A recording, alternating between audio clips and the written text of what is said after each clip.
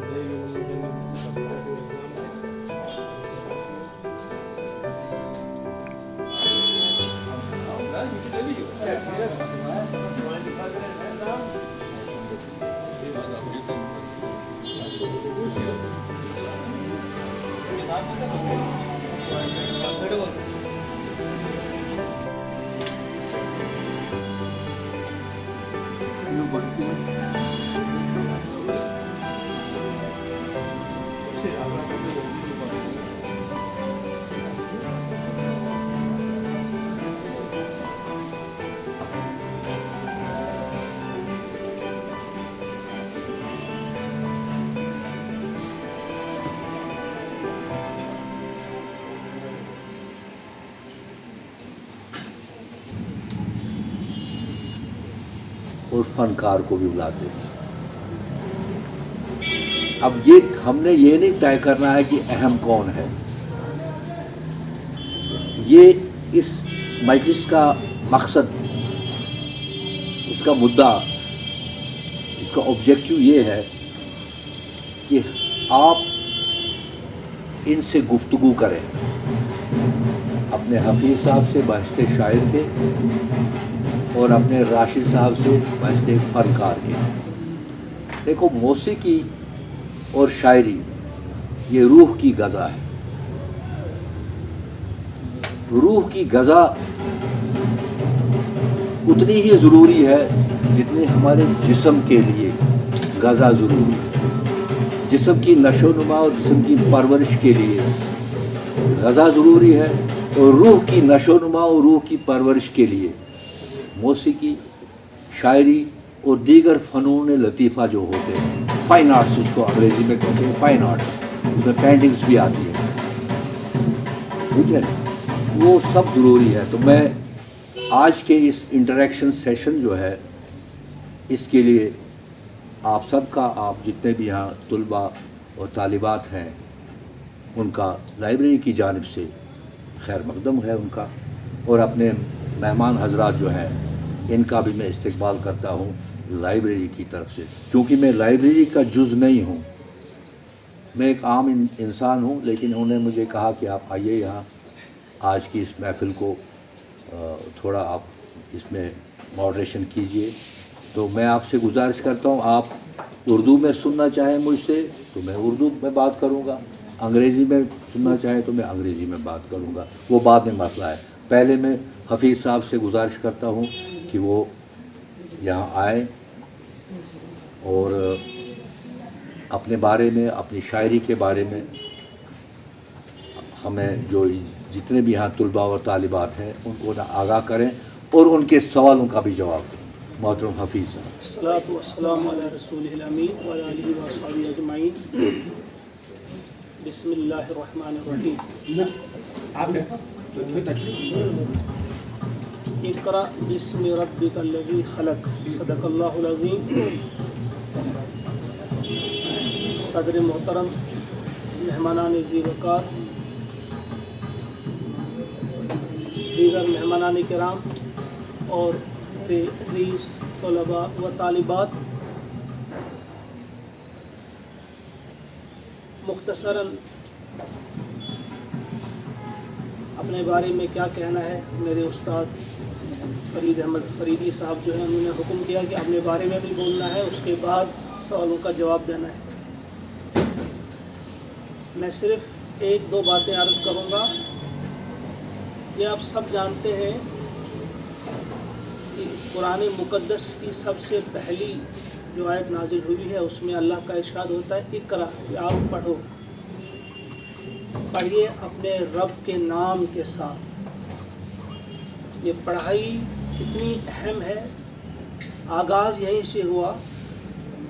और एक दिन आएगा, हम और आप सब जब महशर में हमको खड़ा किया जाएगा, उस दिन भी हमसे कहा जाएगा, इक़रा किताबक, अपनी किताब पढ़।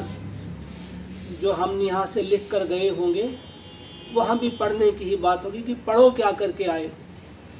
पहले भी हमसे कहा गया है कि पढ़ो। तो पढ़ाई की अहमियत, किताब की अहमियत इससे बहुत ज़्यादा वाज़ेह हो जाती है। अब इसमें क्या क्या पढ़ाई आती है, क्या पढ़ेंगे आप, किस तरह से पढ़ेंगे, सारे उलूम इसमें आ जाते हैं। तो एक इल्म या एक शोबा इस इल्म का आप कहें,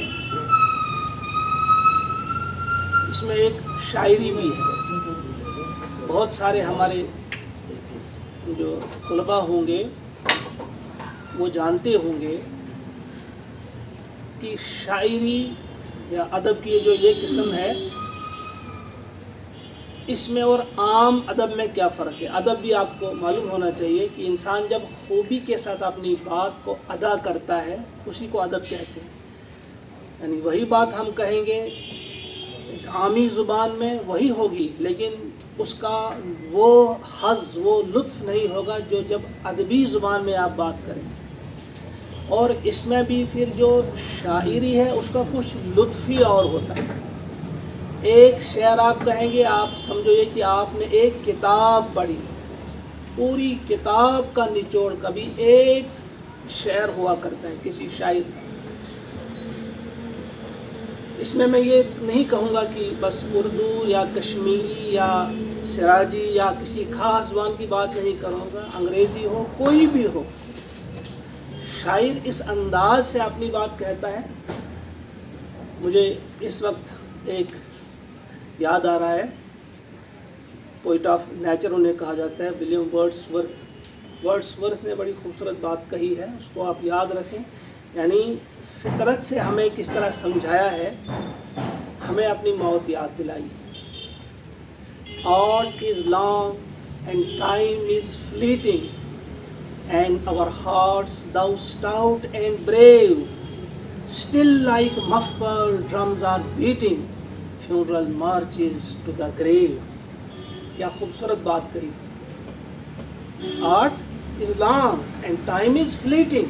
आप सब जानते हैं कि किस तरह से हमको ये वक्त जो है हमें मौत के घाट उतार रहा है, तेज़ी से ये वक्त गुजर रहा है। और हमारे दिल अगरचे बड़े बहादुर हैं, and our hearts though stout and brave, still like muffled drums are beating, फिर भी ये मफल्ड ड्रम्स की तरह बीट हो रहे हैं।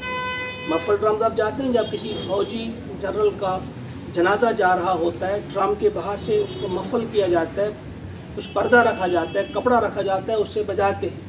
एक ड्रम बीट पर एक कदम वो फौजी जो हैं जिनके कानों पे वो जनाजा होता है, एक ड्रम बीट पर एक कदम आगे चलते हैं उनका। इसी तरह से ये जो हमारे हार्ट्स हैं, हमारे दिल जो है वो बीट हो रहे हैं, still like muffled drums are beating, funeral marches to the grave, हमारा जो जनाजा है ग्रेव की तरफ जा रहा है। गोया 1 मिनट में 72 बार अगर हमारा दिल धड़कता है तो इसके माने ये है कि 1 मिनट में कब्र के नज़दीक हम जा रहे हैं 72 कदम।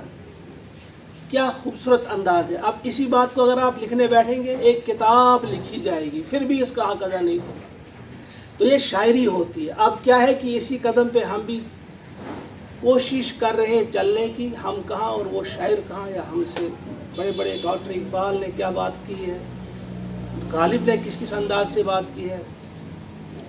मैंने भी थोड़ी सी कोशिश की है। तो पहला मजमुआ जो छपा मेरा वो तंजील के नाम से, शायद आपने देखा भी होगा, कुछ लोगों ने पढ़ा होगा, आपकी कॉलेज में भी है, हायर सेकेंडरीज में भी है, इस लाइब्रेरी में भी है, शायद पढ़ा होगा आपने। मुख्तसरन ये कहूँगा कि शायद आप सब नहीं जानते, यहाँ करीब ही बस्ती है, यहाँ से 5 किलोमीटर दूर घट, वहाँ का रहने वाला हूँ मैं। अब्दुल हफीज़ नाम लिखता हूँ, अंज़र मेरा तखल्लुस है। और मैंने कोशिश की है, कुछ हमदिया कलाम लिखा है, कुछ नातें लिखी हैं, कुछ गज़लें लिखी हैं, कुछ नज़में लिखी हैं, कोशिश की है मैंने लिखने की। तो बहरहाल मुख्तसर सा ये मैंने अपना भी तारुफ़ करा लिया। तो अगर किसी को कुछ पूछना हो इस सिलसिले में, कोई बात करनी है, तो ये है ही, इसमें आप ही को ज़्यादा वक्त दिया गया है कि आप ही ने पूछना है। मुझे तो मुख्तसर सिर्फ तारुफ़ अपना पेश करना था, तो मैंने मुख्तसर सा शायरी के बारे में भी 1-2 बातें बता दी। शायरी क्या है, ये सिर्फ जो है ये क्या है। हम अल्लाह से दुआ करते हैं सब कि इन तमाम चीज़ों से हम फ़ायदा उठाएं और अपनी जो ज़िंदगी है उसको कामयाब ज़िंदगी बनाएं, ऐसी कामयाब कि यहाँ भी आपको इज़्ज़त मिले और मौत के बाद जो हकीकी ज़िंदगी, असली ज़िंदगी, जो न ख़त्म होने वाली ज़िंदगी है, उसको भी हम कामयाब बनाने में कामयाब हो जाएं, उसको भी हम कामयाब करने की कोशिश करें। तो मैं अब आपके लिए वक्त छोड़ता हूँ। बताइए किसी को कोई बात इस सिलसिले में आप पूछना चाहेंगे तो। 11th या 12th, अब एग्जैक्ट याद नहीं मुझे, 11th या 12th में ही बॉयज़ हायर सेकेंडरी, तब एक ही हायर सेकेंडरी हुआ करती थी, उधर अलग नहीं हुआ करती। तो उन्हीं दिनों मैंने आप समझिए कि शुरू की, फिर आहिस्ता आहिस्ता सीखते गए। अपने यहाँ हमारे उस्ताद आज वो हम में नहीं, अल्लाह उनके गरीब की रहमत करे, मोहम्मद अमीन सहरवर्दी, शौकत फरीदी लिखते हैं, उनसे बहुत सीखा मैंने। उनके पास जाया करता था मैं, वो उनसे मैं इस्लाह लेता था, बहुत चीज़ें उनसे सीखी। तो इसी तरह से आगे चलते गए, फिर आज तक अभी मैं सीख ही रहा हूँ। मैं अभी अपने उस्ताद मोहतरम से बात कर रहा था कि मैं पिछले दिन जम्मू में था, वहाँ भी हमने हमारे एक बड़े मशहूर शायर हैं अमीन बानिहाली साहब, उनसे भी बहुत चीज़ें हमने सीखी। उनके साथ हमारी नशिस्त हुआ करती थी। अंजुमन फ़रोग़े उर्दू जो है मशहूर एक अंजुमन है, उसकी नशिस्त हुआ करती है। का 1995 में मुझे अपॉइंटमेंट हुई थी। ऐसे इन चीज़ों को बैलेंस में रखें और इन चीज़ों को बैलेंस में हैंडल करें। और जो एक काज है डिप्रेशन का, प्रेजेंट जो जनरेशन है वो शिकार है डिप्रेशन का। किस वजह से? कंपटीशन, नीट का कंपटीशन वगैरह, कंपटीशन उसी में। लेकिन उस डिप्रेशन से कोई हल होने वाला नहीं है। उस पर भी थोड़ा बताएं हमें कि कैसे ज़िंदगी में कैसे जीनी है। और साथ में हमने ये भी रखना है अपने जो मज़ाहिब के जो भी मानने वाला है, हम उस पर कैसे चल के हर चीज़ को बैलेंस में रखें, इन चीज़ों को मज़ाहिब करें सब।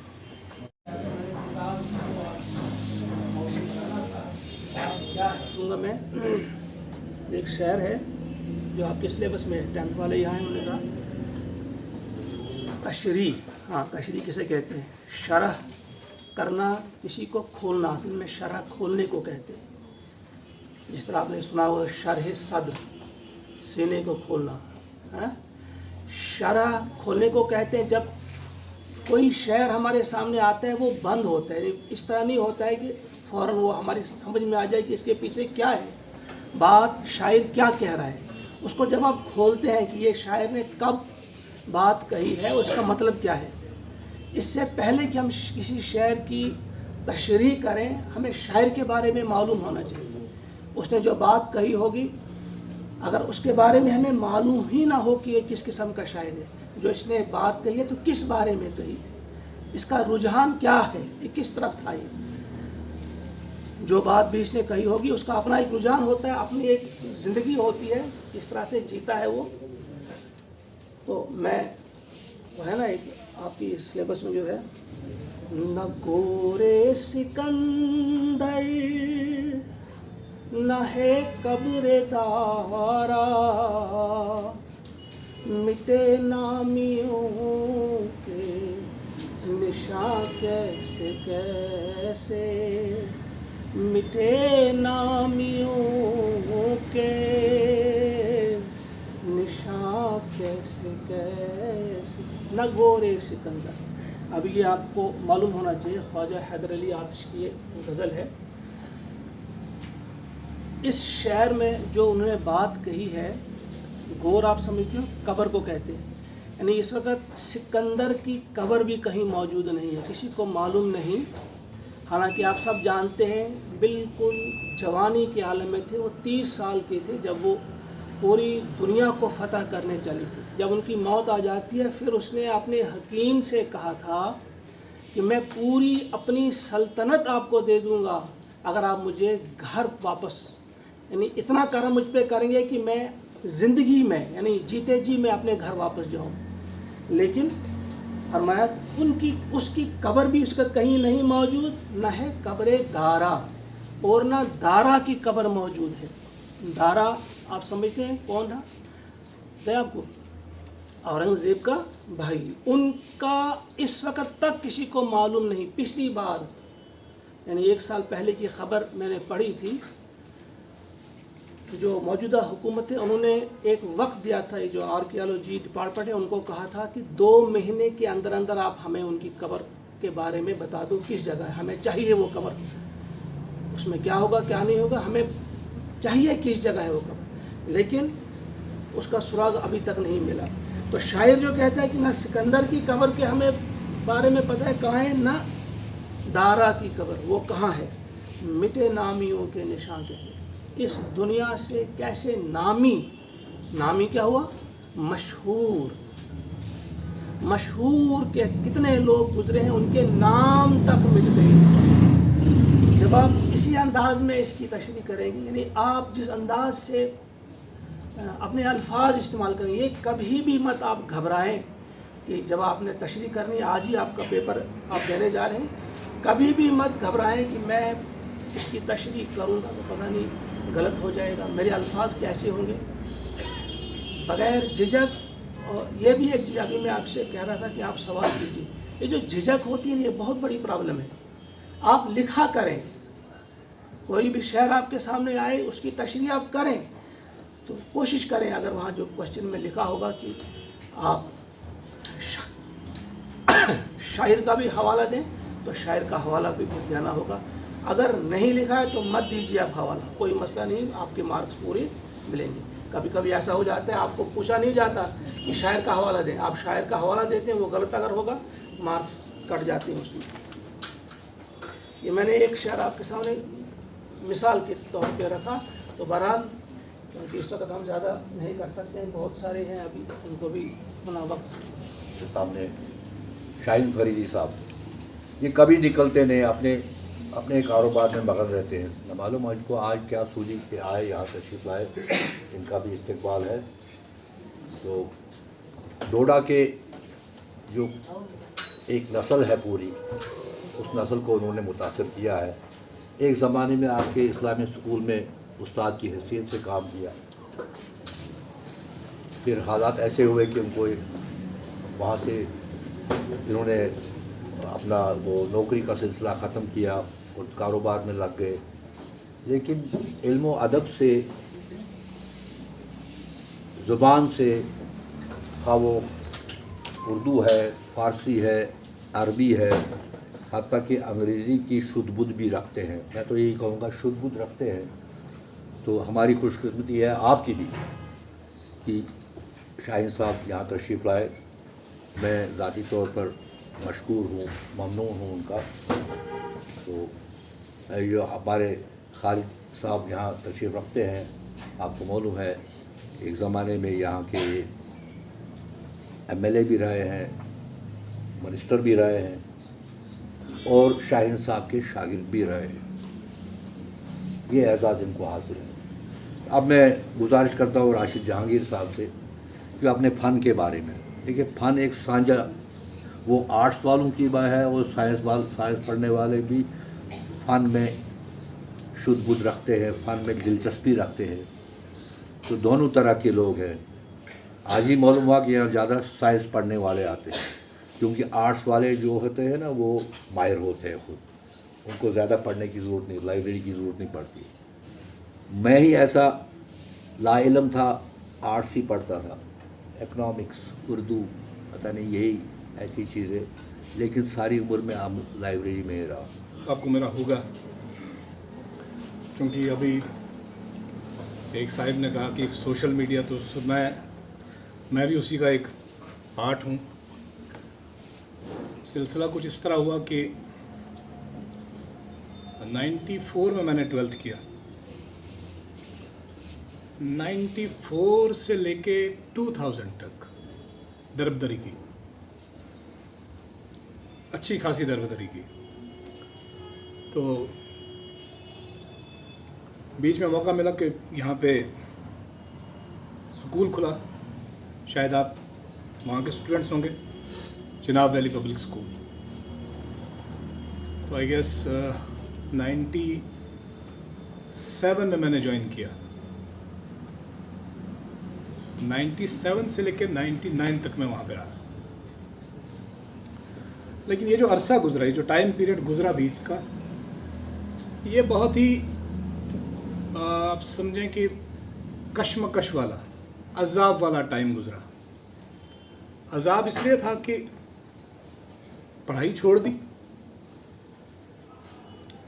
और ये चीज़ अंदर से बहुत कुरेद रही थी, खा रही थी कि मैंने अपनी पढ़ाई छोड़ी, मैं पढ़ नहीं पाया।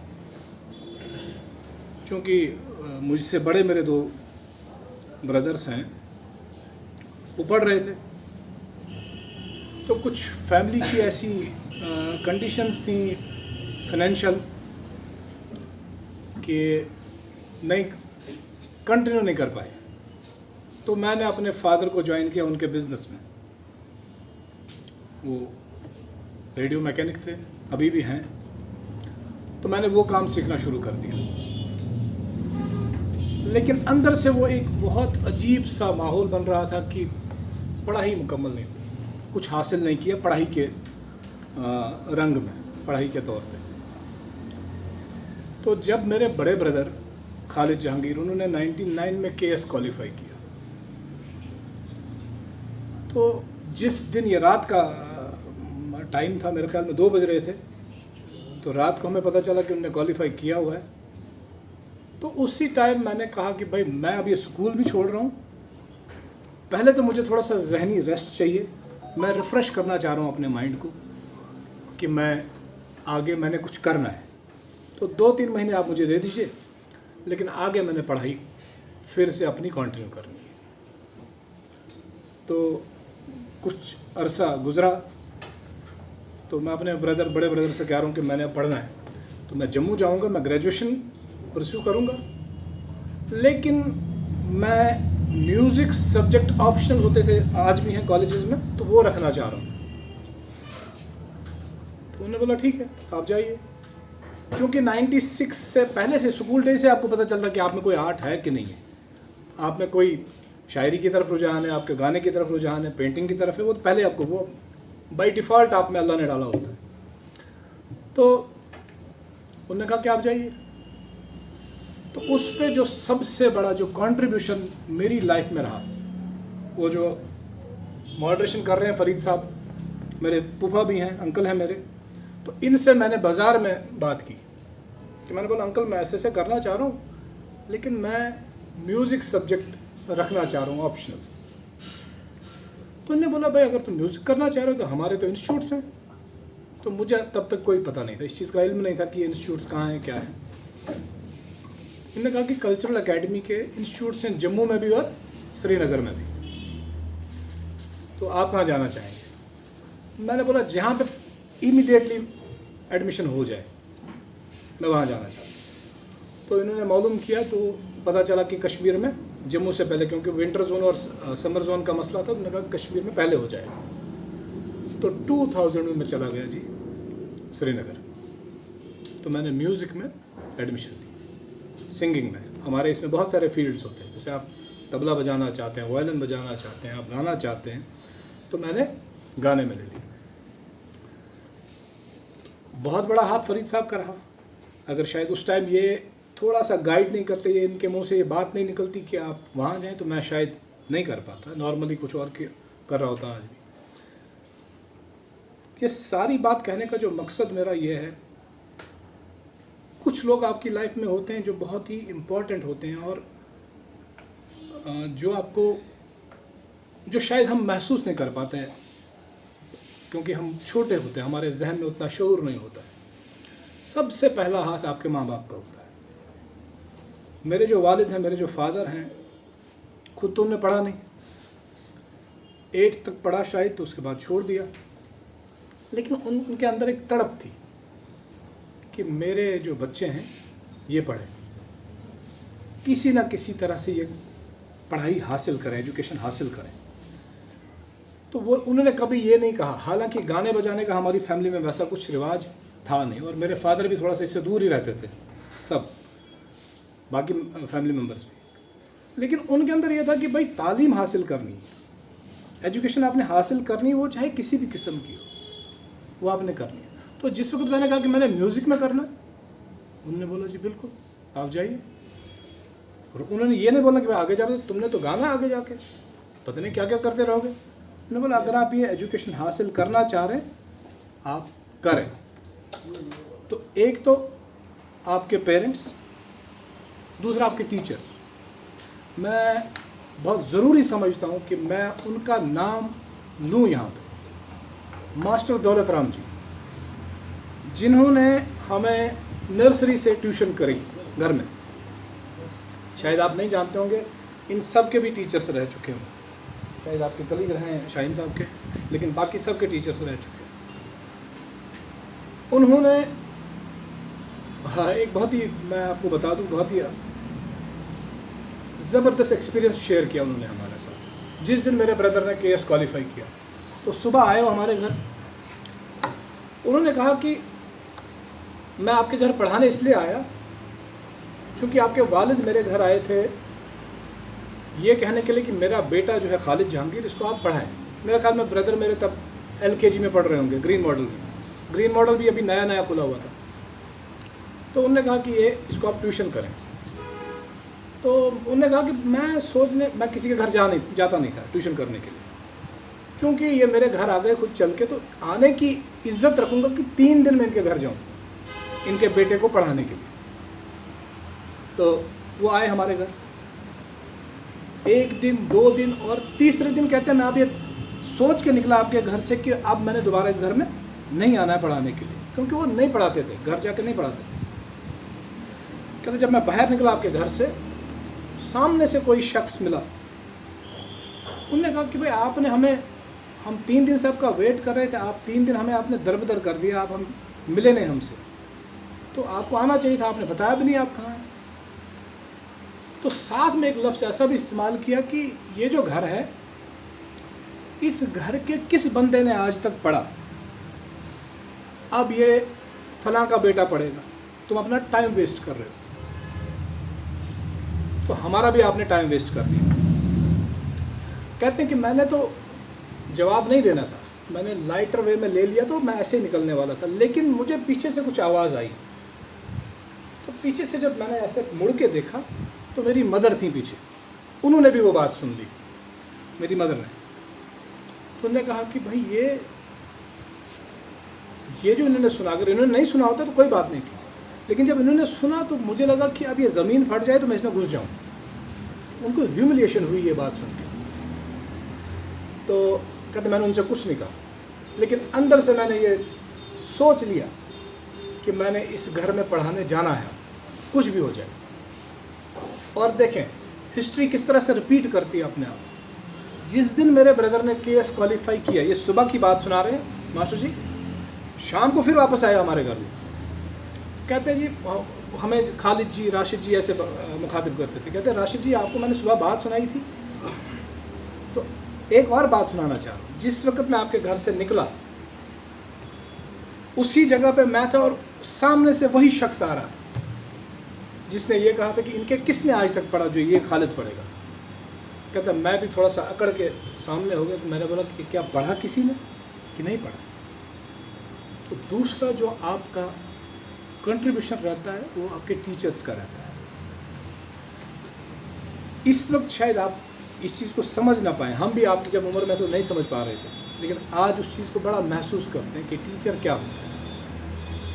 और एजुकेशन, जब तक आप इस दुनिया में हैं आपने तालीम हासिल करनी है। तालीम के बिना आप में और किसी मखलूक में कोई फ़र्क नहीं।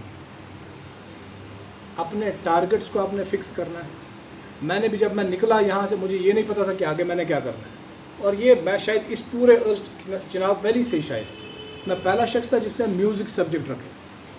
और आजकल आप जो भी सब्जेक्ट चुनते हैं वो आप ये सोच के चुनते हैं कि भाई इसका आगे अपॉर्चुनिटी मुझे क्या मिलेगी, ऑप्शंस क्या हैं, मुझे जॉब मिलेगा नहीं मिलेगा। मैंने बिल्कुल नहीं सोचा, मैंने बिल्कुल भी नहीं सोचा कि मुझे जॉब मिलेगी, मैं कुछ कमा पाऊँगा, मैं कुछ खा पाऊँगा, नहीं। लेकिन 2005 में मैंने कंप्लीट किया और 2006 में मेरी जॉब लग गई और मैंने इनके पास ज्वाइन किया। ये तब कल्चरल अकेडमी में हमारे कल्चरल ऑफिसर हुआ करते थे, फरीद साहब। 2005 में मैंने कंप्लीट किया, 2006 में मेरी जॉब लगी। वो ये कि मैंने कभी ये नहीं सोचा था कि मैंने आगे जाके करना क्या है। काम मिला, काम करना है। मैंने ये एजुकेशन हासिल करनी है, वो करनी है, और नतीजा उसका अल्लाह ने बहुत करम किया। तो ये कुछ बातें थी जो मैं आपके सामने मैंने रखी। अगर आप कुछ पूछना चाह रहे हैं मैं हाजिर हूँ। कोई, क्योंकि म्यूज़िक तो ऐसी चीज़ है, हर एक इसमें इंटरेस्टेड होता है। ताकि गाना क्या है, मतलब किस तरह, क्या महसूस करते हैं आप, अगर आप सुनते हैं तो क्या महसूस करते हैं? रिलैक्स, हाँ जी, इमोशन कनेक्ट करते हैं, सही है, बहुत ज़बरदस्त। देखिए म्यूज़िक ऐसी चीज़ है ना, ये इसको आप अपने आप से जुदा नहीं कर सकते। सिर्फ हम इसका इस्तेमाल क्या कर रहे हैं। मैं इसको सही पर्पज़ के लिए इस्तेमाल कर रहा हूँ। जैसे अभी सर ने कहा कि वो शायर गुजरे, उन्होंने पता नहीं क्या क्या शायर, किस किस किस्म की शायरी की हुई है, वो भी इसका एक साइड है। लेकिन जिस वक्त आप इसको सही तरीके से रिलेट करेंगे अपने वजूद के साथ, ये आपको बहुत ही, जैसे आपने कहा, इमोशंस के साथ कनेक्ट करता है।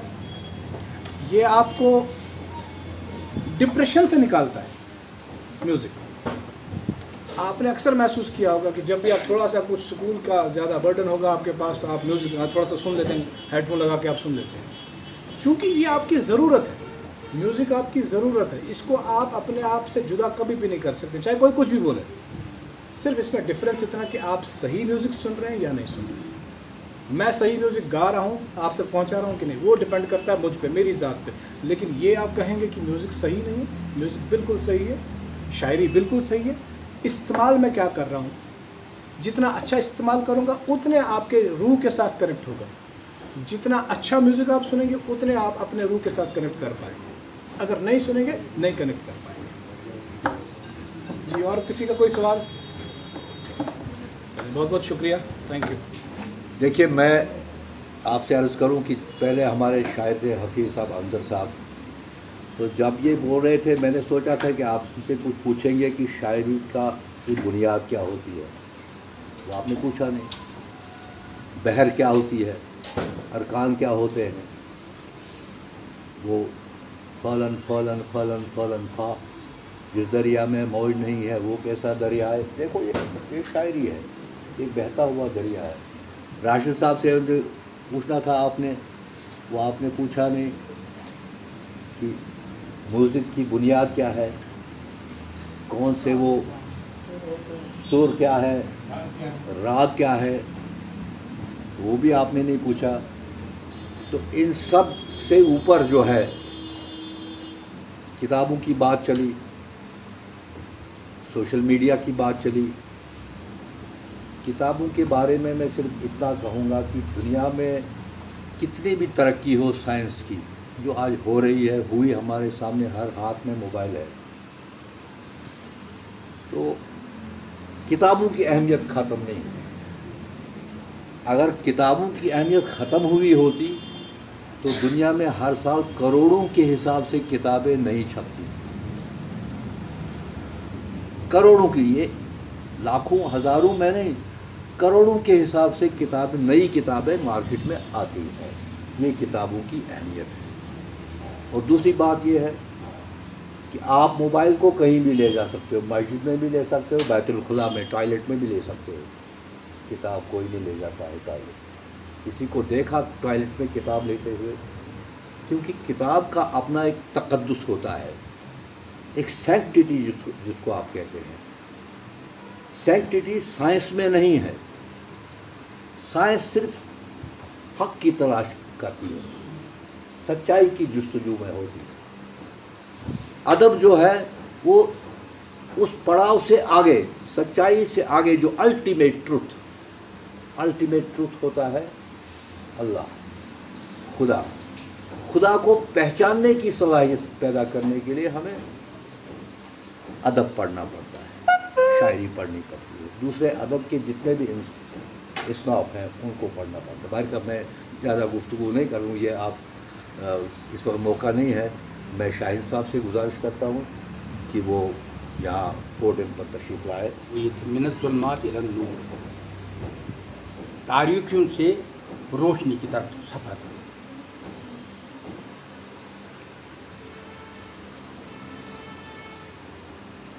कुछ ऐसा दिखता है, शाह अब्दुल हक मुहद्दिस दहलवी से एक मर्तबा फैज़ी ने सवाल किया। फैज़ी मजहबी उमूर का मिनिस्टर था अकबर बादशाह के दौर में, कि आप ये बताइए इल्म क्या है। तो शाह अब्दुल हक मुहद्दिस दहलवी ने उस वक़्त कहा था, इल्म बमंज़िल गिज़ास्त, खुराक, इल्म खुराक है। और जब इल्म खुराक है तो उसके बाद पूछा फैज़ी ने, और ज़िक्र क्या है? तो उन्होंने जवाब में कहा था, ज़िक्र दवास्त। कहने का मकसद ये है, जब भी मैं किसी बच्चे को देखता हूँ स्कूल की ओर या कॉलेज की ओर जा रहा होता है, तो उसके हाथ में किताब होनी चाहिए थी, लेकिन उसके हाथ में मैं मोबाइल देखता हूँ। मोबाइल आपके हाथ में जो है, ये ग़िज़ा नहीं है, ये दवा है। जिस वक्त आपको ज़रूरत होगी उस वक्त इसका इस्तेमाल होना चाहिए। लेकिन अब आपने इसको ग़िज़ा, इससे दवा से निकाल कर ग़िज़ा में रखा है। नतीजा ये है कि आपके सामने इन्होंने कहा कि अगर किसी के जहन में कोई सवाल हो तो उसका इजहार करें। लेकिन ऐसा महसूस हुआ कि आपके सर के ऊपर से बात गुजर रही है। हालांकि ऐसा होना चाहिए, आपको जब आप लाइब्रेरी में आए, फैज़ी के हवाले से बात कर रहा था मैं, वो मजहबी उमूर का मिनिस्टर था। उसने एक बार अपने उस्ताद को लिखा, और उस्ताद था उनका शाह अब्दुल हक मुहद्दिस दहलवी।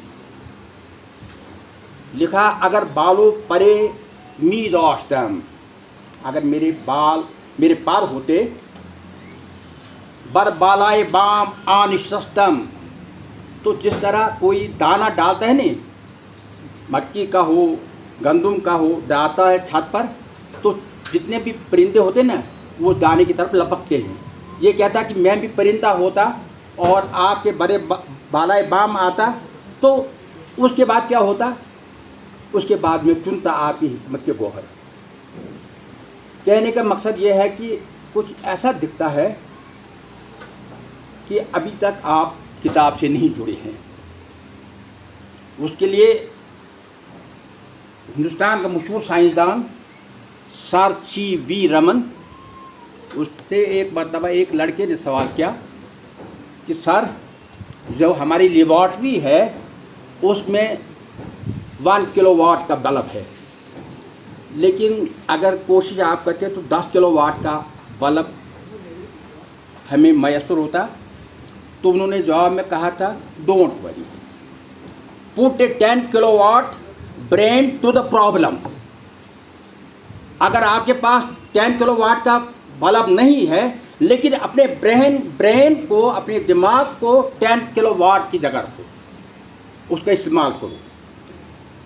तो कुछ ऐसा महसूस हुआ कि दिमाग को आप कम इस्तेमाल कर रहे हैं। शायद दिल को ज़्यादा करते होंगे, मैं ये नहीं कह सकता हूँ, लेकिन कोशिश ये होनी चाहिए कि आपके अंदर वो महसूस होने चाहिए, एक तड़प होनी चाहिए कि इल्म जो है ये ग़िज़ा है। बाकी जितनी भी हैं चीज़ें वो दवा की सूरत में हो सकती हैं। इल्म की तरफ आपको कोशिश करनी चाहिए कि आप जुट जाइए। और इससे ज़्यादा कुछ नहीं कह सकता हूँ कि कुछ वक्त की तंगदामानी भी है, और हमारे मोहतरम खालिद साहब भी यहाँ हैं, वो भी कुछ कहने जा रहे होंगे, तो इसलिए शुक्रिया। मोहतरम अयाज मुगल साहब को उनसे गुजारिश करता हूँ वो यहाँ माइक पर तशरीफ़ लाए। तो मोहतरम शाहीन साहब, राशिद जी, मेरे बचपन के स्टूडेंट लाइफ के शाना बशाना मेरे हफीज़ साहब, हम साथ पढ़ा करते थे। 11th 12th हमने साथ में पढ़ा है यहाँ हायर सेकेंडरी बॉयज़ में। उन दिनों को एजुकेशन हुआ करती थी। 1986 में बाद में ये अलहदा एक गर्ल्स हायर सेकेंडरी बना, और पहले तो एक ही हायर सेकेंडरी हुआ करता था। अभी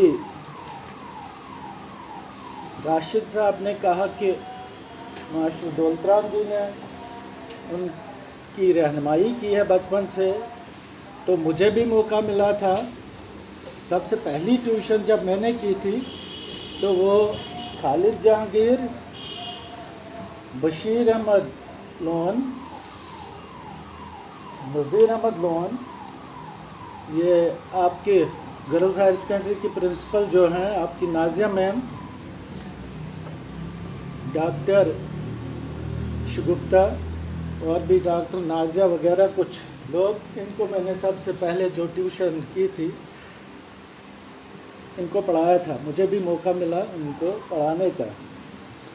उसके बाद 92 में मैं लेक्चरर हुआ। कुछ अरसा तक कश्मीर में पोस्टिंग थी, फिर मेरी ट्रांसफ़र हुई। खालिद साहब का भी उसमें साथ रहा है, वो उन दिनों MLA हुआ करते थे। जब मैं डोडा आया, मैं आपके इस क्वेश्चन पर आता हूँ।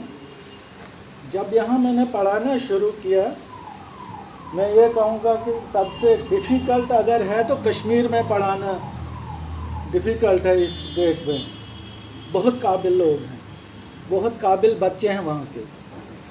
वहाँ से आने के बाद जब मैं यहाँ बॉयज़ हायर सेकेंडरी में मेरी ड्यूटी थी, मैं पढ़ाने लगा 11th क्लास को, तो आपकी तरह ही एक बच्चा मुझे एक हफ्ते तक घूरता रहा। न वो कुछ लिखता है, न सिर्फ घूरता है मेरी तरफ। मैंने पूछा, अब्दुल लतीफ़ कुछ समझ में आया? कहता नहीं सर। मैंने कहा कुछ समझ में आया? नहीं सर। 3-4 दिन मैंने कंटिन्यूसली उसको पूछा कि ये कुछ समझ आया? कहते नहीं सर। मैं ये कहूँगा कि आप बच्चे ना, वो शाई, वो अभी आपने ये, आपको बहुत कुछ आता होगा लेकिन यहाँ बोलने से आप कतराते हैं। मैं ये कहूँ, जब उसने ये मुझे कहा कि मुझे कुछ समझ नहीं आया, मैंने बोला आप, जब मैं क्लास ख़त्म करूँगा, मैंने साइंस पढ़ाई है, केमिस्ट्री मेरा सब्जेक्ट था, मैंने कहा लेबॉर्ट्री में आ जाना तो मैं कुछ बातें आपसे करूँगा। जब वो लैब में आया, वहाँ मेरे पास बैठा, टूल पे बिठाया। मैंने कहा लतीफ़, हाइड्रोजन का सिंबल क्या है? कहते हैं मुझे नहीं मालूम। मैंने कहा लिथियम का सिंबल क्या है? आप साइंस वाले हो ना? मैं कहता है मुझे नहीं मालूम। मैंने कहा हाइड्रोक्लोरिक एसिड का फार्मूला क्या है? कहता है मुझे नहीं मालूम।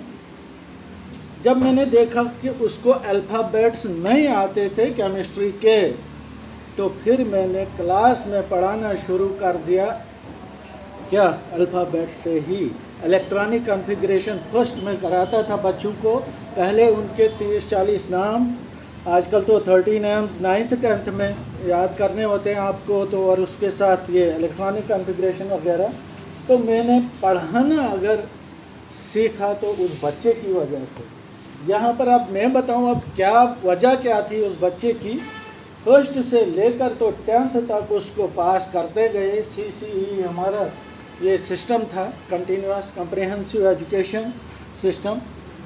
कायदे में भी पास, दूसरे में भी 3rd 4th 5th 10th में भी कुछ नकल शकल करके, तो उन दिनों उधर स्कूल नहीं हुआ करते थे 11th 12th, तो यहाँ पहुँचे लेकिन पता कुछ नहीं है। फिर मैंने बच्चों को एप्लीकेशन या कुछ और चीज़ें भी पढ़ाना शुरू की। पहले 1 महीने तक उनको बेसिक केमिस्ट्री की बातें मैं सिखाता था, उसके बाद में फिर ये क्या नाम है चैप्टर पर आता था। तो मैं ये आपसे ये कहूँगा, आप बच्चों को बहुत कुछ आता है, आपको साइंस के बारे में आता है, आप तो बाहर बाज़ार में ये शेर या अपने स्कूल में पढ़ते हैं ना, शेर लिखे, खुद ही को कर बुलंद इतना कि हर तकदीर से पहले खुदा बंदे से खुद पूछे बता तेरी रज़ा क्या है। मैं इसका मतलब आपको बताऊं, शायद ये शोरा हजरात मुझसे ये कुछ कंट्राडिक्ट करें। मैं कहता हूं कि आज का बच्चा इतना पढ़ना चाहिए। आपको मालूम है कि 1% पर 200 लोग सिलेक्ट होते हैं MBBS में, 1 नंबर पर, मालूम है। वो बिल्कुल पॉइंट आजकल नंबरात, जब हम पढ़ा करते थे तो हम फर्स्ट डिवीज़न आती थी तो पूरे मोहल्ले में शरीनी बांटा करते थे पेरेंट्स। आज अगर 95 भी होंगे तो कहेंगे 100% क्यों नहीं लाए। कुछ पेरेंट्स को, अब है नहीं पेरेंट्स यहाँ पर, कुछ ही हैं। बच्चों को ज़्यादा तंग भी मत करें, बच्चों को प्रेशराइज मत करें। बहुत सारे हादसा हुए हमारे इस इलाके में भी। तो जितना आपका पोटेंशियल है आप इतना पढ़िए। आप एक ऐसा आर्किटेक्ट बनिए कि लोग आपको बुलाएं। आपको ये मालूम होना चाहिए, पिछले दिनों कैंपस प्लेसमेंट हुई दिल्ली में, BHU में और AMU में। 2 करोड़ रुपए का पैकेज है, 2 करोड़ सालाना उनको पैसा मिलेगा। उन्होंने उस फर्म में काम करना है। तो मैं ये कहूँगा, अगर MBBS कोई करता है तो वो भी टॉप पर होना चाहिए। अगर कोई उर्दू में PhD करता है या कोई भी ये नंबरात नंबर 1, 2, 3, 4 पर होने चाहिए। आपको ऐसा नहीं है कि आप नौकरी के पीछे जाएं, आप दूसरे लोगों को नौकरी दिलवाएं।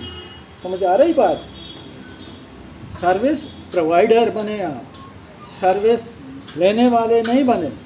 इतना आप मेहनत करें। दूसरा मैं ये कहूँगा कि किताब,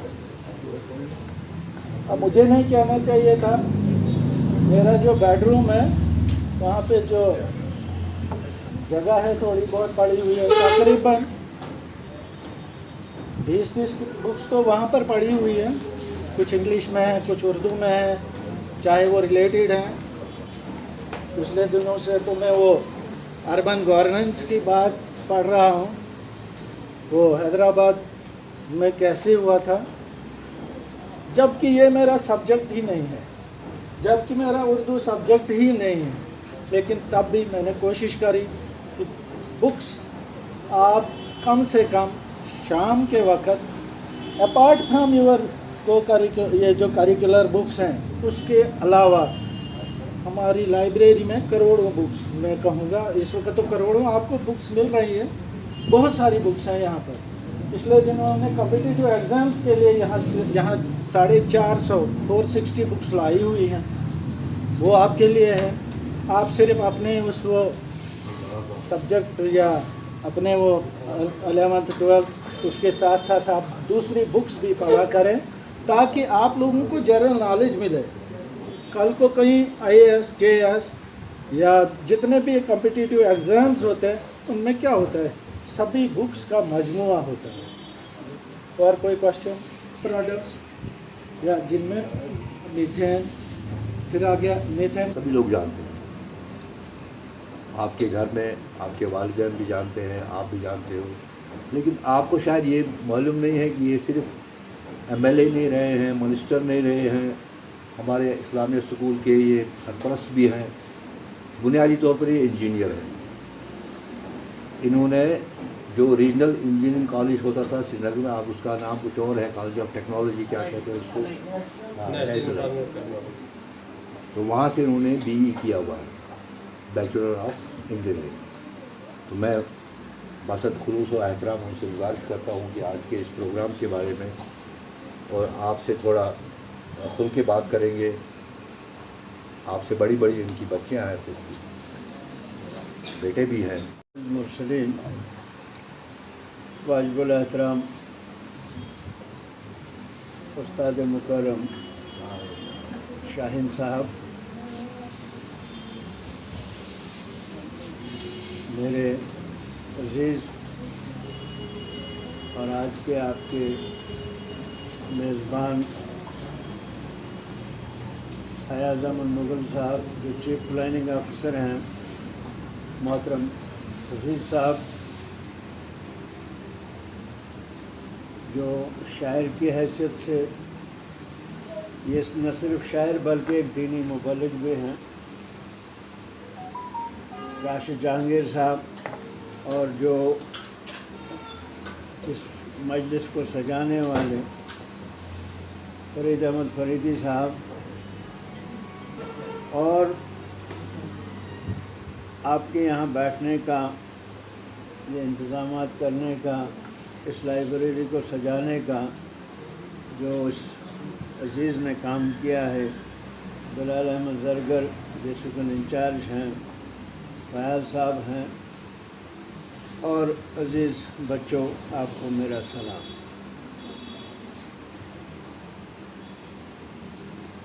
मैं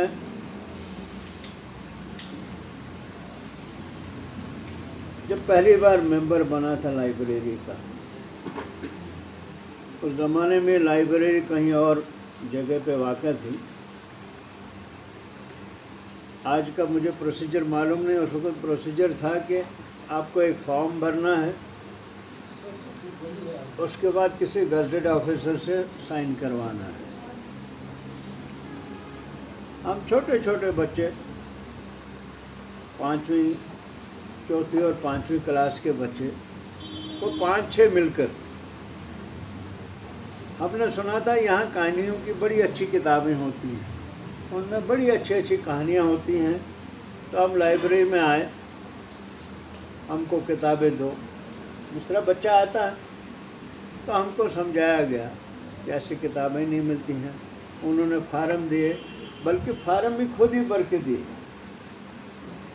इस वक्त की बात है जब सिर्फ एक डॉक्टर हुआ करता था यहाँ, जिसको आप मेडिकल कॉलेज कहते हैं, जिसको आप डिस्ट्रिक्ट हॉस्पिटल कहते हैं।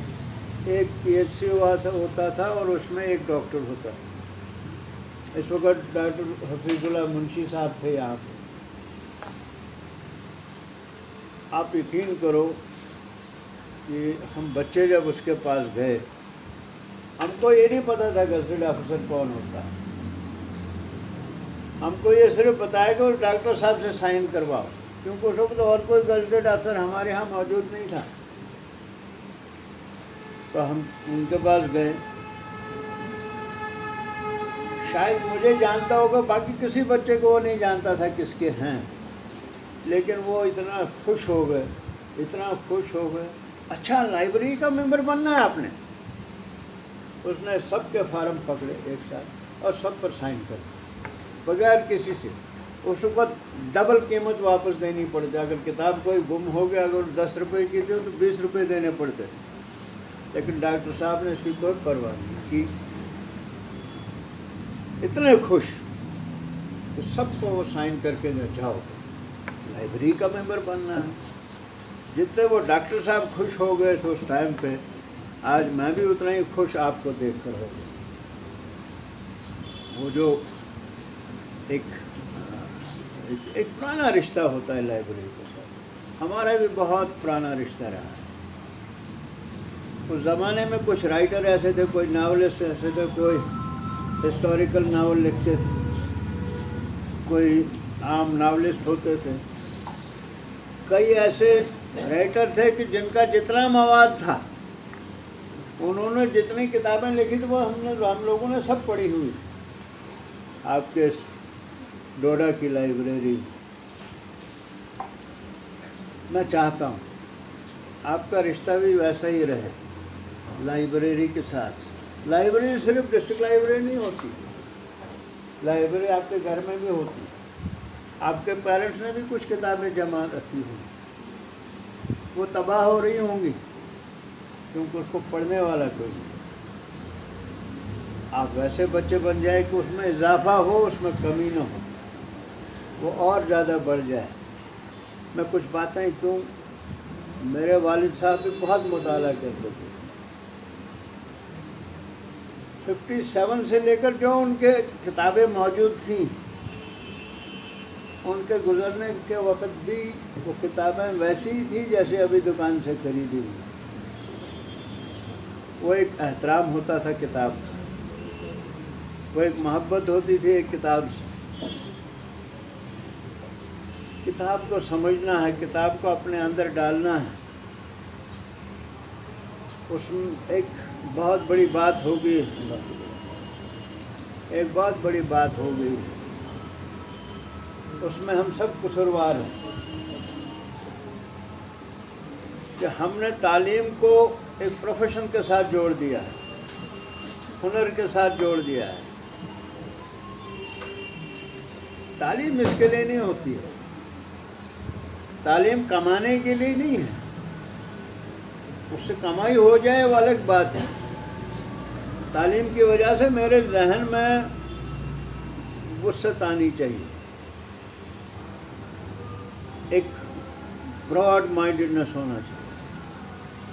कल तक जो छोटी छोटी रंजिशें थी, छोटे छोटे गिले होते थे अपने दोस्तों के साथ, अपने पड़ोसियों के साथ, अपने हमसायों के साथ, अपने माँ बाप के साथ, अपने रिश्तेदारों के साथ, जब आदमी पढ़ना शुरू करता है, जब उसको समझना शुरू करता है, आहिस्ता आहिस्ता ये चीज़ें मिटनी चाहिए। अगर ये चीज़ें मिटती नहीं हैं तो इसका मतलब है कि हम तालीम याफ्ता नहीं होते। डिग्रियां हमने ज़रूर हासिल की, हम MBA ग्रेजुएट होंगे, MCA के होंगे, डॉक्टर होंगे, इंजीनियर होंगे, कोई और इकोनॉमिस्ट होंगे, लेकिन क्या हम वाकई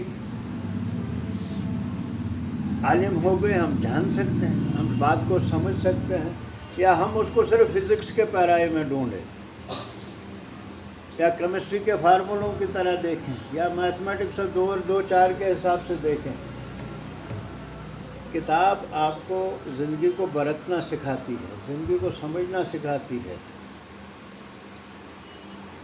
और हमेशा ये याद रखिए कि किताब सिर्फ नौकरी के लिए नहीं।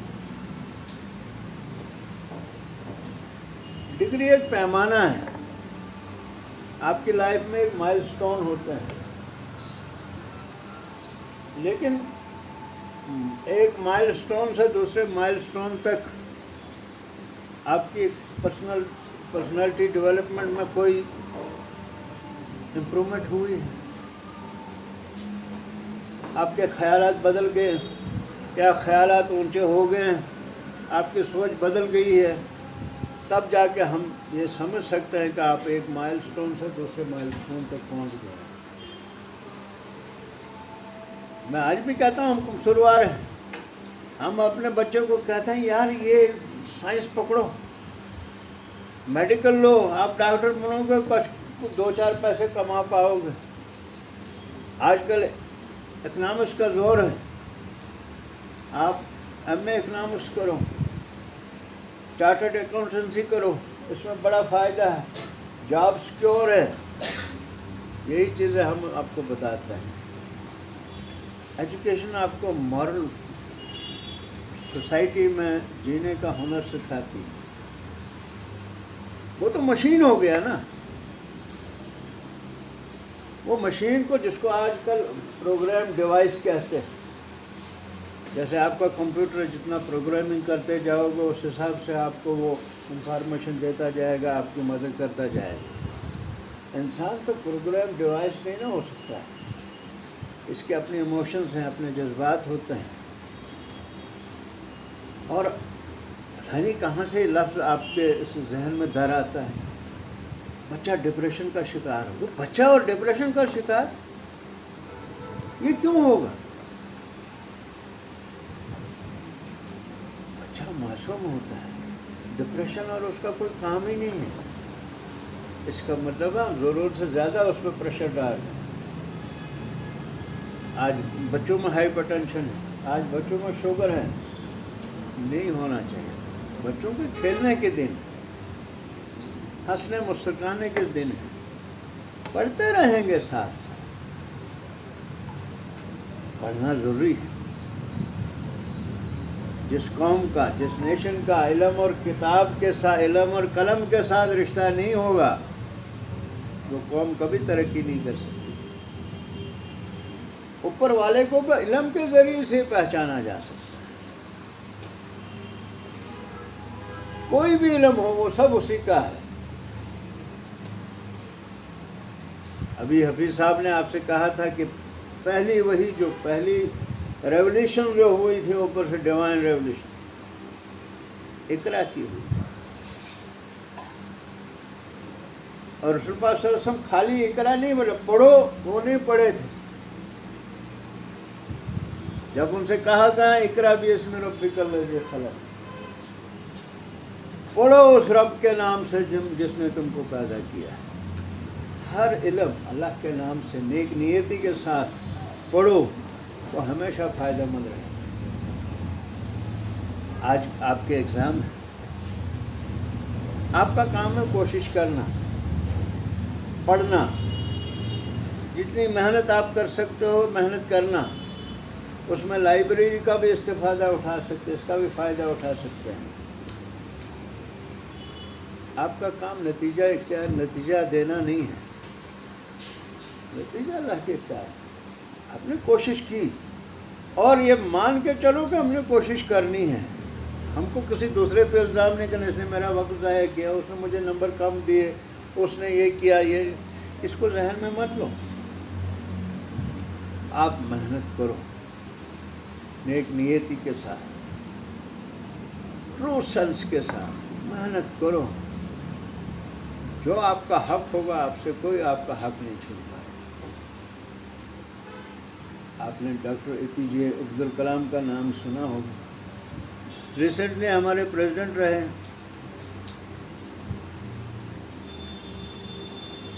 वो एयरफोर्स में सेलेक्ट नहीं हुआ, एरोनॉटिक इंजीनियर थे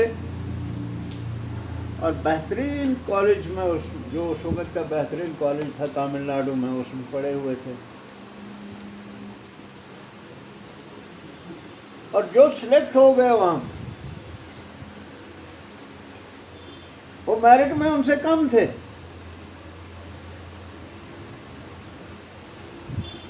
अकेला लड़का उसमें छोड़ दिया गया, और डॉक्टर APJ अब्दुल कलाम। जिस तरह आज डिप्रेशन होता है, उसी तरह वो भी परेशान थे। एक धर्मशाला था, एक मंदिर था बहुत बड़ा साउथ में, बड़ा ग्राउंड होता है। वो ना वो ब्रेस्ट वाल पे बैठे हुए, रिटर्निंग वाल पे, वो जो उसका ग्राउंड है उसमें बैठे हुए बड़े मायूस उस समंदर की तरफ देख रहे थे, परेशान। तो अंदर से वो जो महंत साहब थे, जो वहाँ आचार्य थे, तो देखो कोई बच्चा परेशान है यहाँ पर, तो आकर उनसे पूछे क्या बात, क्यों परेशान है। सुनसान जगह, बड़े दूर दराज सुनसान जगह पे वो मंदिर बना हुआ। दिन में कोई आता जाता था, लेकिन शाम के वक्त उस बच्चे को देखा बड़ा, तो उसने कहा नहीं ऐसी कोई नहीं, फिर भी बताओ क्या नाम, पूछा क्या बात है। तो उसने कहा मेरी एयरफोर्स में सिलेक्शन नहीं होगी, मैं मेरिट में उनसे ज़्यादा था, इस तरह होगा। उन्होंने कहा ये तो बहुत अच्छा हुआ। अब उन्होंने सोचा मेरे तो जख्म है, इस पर नमक छिड़क रहे। उन्होंने कहा तो बहुत अच्छा हो गया। उसने कहा क्यों? कहता ऊपर वाले ने इससे बेहतर आपके लिए सोचा होगा, उसको पसंद ही नहीं है आपको इधर जाना। और फिर एक वक्त आया, वो सुप्रीम कमांडर थे उसी एयरफोर्स के, चीफ ऑफ एयर मार्शल उनको सल्यूट करता है। अल्लाह ने और दरवाजे खोले हों, कहीं और आपका डेस्टिनेशन होगा। हमारा काम है मेहनत करना, खुश दिली से पढ़ो, खुशी से पढ़ो, उसको अपने आप पर प्रेशर मत डालो। जो आपकी किस्मत में होगा वो लिखा होगा वो मिल जाएगा। ऊपर वाला किसी को फाके नहीं मारता, लेकिन कोशिश करना है, कोशिश से दामन नहीं छुड़ाना है, इम्तिहान की तैयारी करनी है, पढ़ना है। लेकिन जितना किताब से जुड़े रहोगे उतना ज़िंदगी को अच्छी तरह समझ सकते हो। और आप लोगों में अक्सर कहते हैं मेरा बेस्ट फ्रेंड, कोई किसी को बेस्ट फ्रेंड बोलता है, कोई अपने पापा को बेस्ट फ्रेंड बोलता है, कोई अपनी मदर को बेस्ट फ्रेंड बोलता है, कोई क्लास फेलो को बोलता है। सब अपने अपने दायरे में अपने अपने वक्त में चले जाएंगे। किसी का आपका बहन होगी किसी घर में चले जाएंगे, आपकी माँ होगी नहीं रहेगी, भाई होगा, दोस्त होगा, किसी दूसरे फील्ड में चला जाएगा, मिलने का वक्त नहीं मिलेगा। कोई बेस्ट फ्रेंड नहीं होता माँ सिवाय किताब के, जो आपके हर वक्त साथ रहे। किताब इससे रिश्ता रखो। किताब आपको धोखा नहीं देती है, किताब आपको छोड़ के नहीं जाएगी, किताब आपको डिप्रेशन नहीं देगी, किताब आपका ब्लड प्रेशर नहीं बढ़ाएगी, किताब आपको जीने का सलीका सिखाएगी। यही मेरी दुआ है। आप सबको कामयाब करें, आबाद रखें, खुश रहें, आबाद। बहुत शुक्रिया। शुक्रिया खालिद साहब। हमारे जितने भी यहाँ मेहमान गिरामी आए, तशरीफ लाए, उन सबका शुक्रिया। आपका भी शुक्रिया, तलबा व तालिबात सबका, कि आपने इस इंटरेक्शन सेशन में पार्टिसिपेट किया। गो कि आपने इंटरेक्ट नहीं किया, आपने पूरी तरह से इसमें अपने ख़यालात का इजहार करने में कुछ झिझक सी महसूस की, लेकिन आहिस्ता आहिस्ता ये झिझक दूर हो जाएगी। और मुझे उम्मीद है कि आपने इस सेशन से जो कुछ सीखा होगा उसको आप अपनी ज़िंदगी में ज़रूर इस्तेमाल करेंगे। आपका बहुत बहुत शुक्रिया कि आपने यहाँ तशरीफ़ रखा।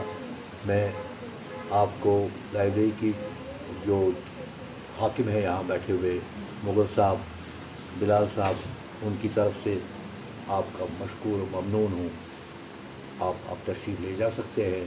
आज का प्रोग्राम हमें बहुत अच्छा लगा। हम बहुत सारे लोगों से मिले, बहुत सारा एक्सपीरियंस हमें मिला, कैसे पढ़ना है, कैसे क्या करना है। जहांगीर साहब, खालिद साहब, उनसे बहुत अच्छा लगा मिलके। उन्होंने हमें बहुत सारी चीज़ें सिखाई और हमने सीखी भी। बहुत ही ज़्यादा अच्छा लगा हमें उनसे मिलके। उन्होंने हमसे शायरी की बातें भी की कि अगर आपको उसमें इंटरेस्ट है तो आप कैसे करें, क्या करें। आपको हर एक बुक्स पढ़नी चाहिए, हर एक चीज़ के बारे में पता होना चाहिए। बहुत सारे लोग आज डिप्रेशन में होते हैं, उन्होंने वो भी कहा कि कैसे आप रिलैक्स रह सकते हैं, कैसे आप क्या कर सकते हैं। इसलिए उन्होंने हमें बहुत सारी चीज़ें सिखाई। और हम लाइब्रेरी बहुत ज़्यादा ज़रूरी है। मैं चाहती हूँ कि हर एक आज लड़की लड़के जो भी हैं लाइब्रेरी ज्वाइन करें। पढ़ाई सब कुछ है, पढ़ाई के अलावा और कुछ नहीं। अपनी स्टडीज़ को कैरी करें, हर साथ साथ चलाएं। ज़रूरी नहीं है कि सिर्फ पढ़ना है, खेलना भी है, लेकिन हर एक चीज़ को टाइम के साथ लें। आज के इस इंटरेक्शन सेशन जो हमें डायरेक्शंस थी हायर अथॉरिटीज़ की तरफ से कि पोइट्स के साथ यहाँ जो रीडर्स हैं उन बच्चों की, ये जो रीडर्स की, उनके साथ इंटरेक्शन कराई जाए। तो यहाँ पर हमने कोशिश की कि यहाँ के जितने भी शौरा हजरात हैं उनको हमने बुलाया था यहाँ पे, और उन्होंने अपने अपने ये मकाले रखे। उसके बाद उनके साथ इंटरेक्शन हुई बच्चों की। और इस सेशन में तकरीबन 8 से 10 शौरा हजरात यहाँ पर थे। उन्होंने अपने पूरी लाइफ हिस्ट्री के बारे में भी बोला, और साथ में हमारे राशिद जहांगीर जी भी यहाँ पर मौजूद थे।